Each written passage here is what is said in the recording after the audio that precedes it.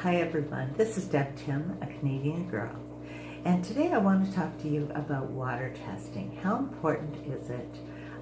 How many of us actually do it, and why we do it? So please stay tuned.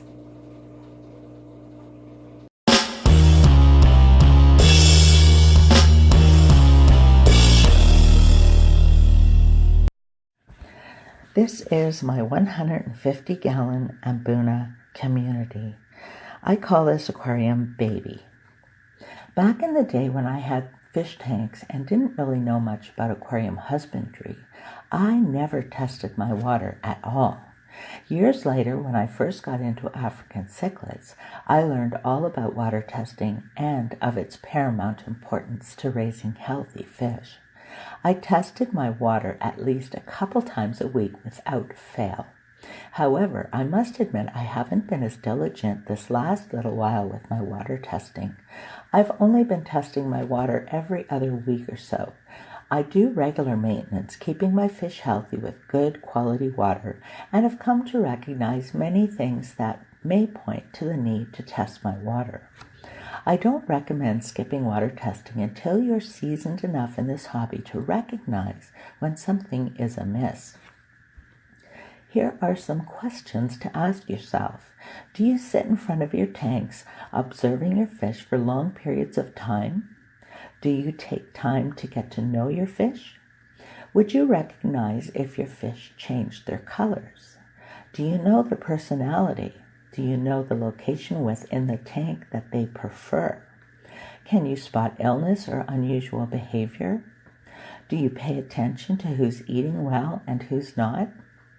If you can answer these questions with a positive response, then you know your fish pretty well.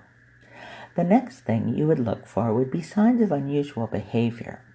With a tank this size, it takes quite a while to really look closely and pick out anything less than normal. If you do notice something out of the ordinary, the first thing I recommend doing is a complete water test on the aquarium. After testing, do a 70% water change, wait a few hours, and then test your water again.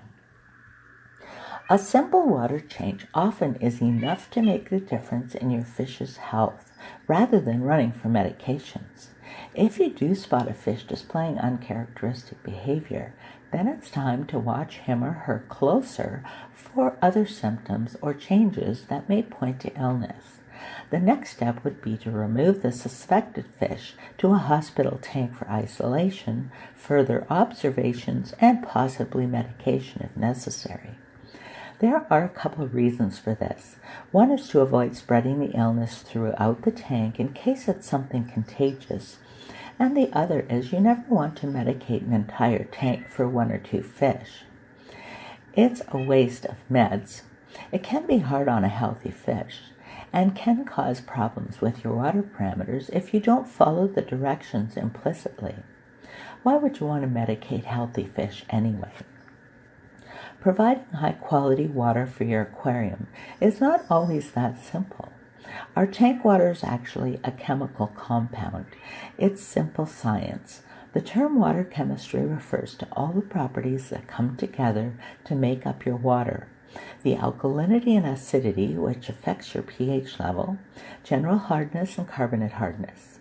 Then your ammonia, nitrite, and nitrate levels are all of these properties.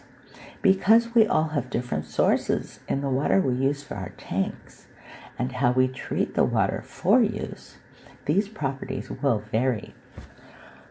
Most of us use our tap water to fill our aquariums. So not only is testing your aquarium water important, but also testing your tap water. It is also possible to ask for a printout of the properties within your water from your water supplier. We test our water's 4 main properties in the standard test kit: pH, ammonia, nitrite, and nitrate levels. This is an important practice, so you should always keep a test kit handy. Now, how often you test your water depends on your knowledge and whether you know what to look for. The safest bet is to remove all doubt and do the test.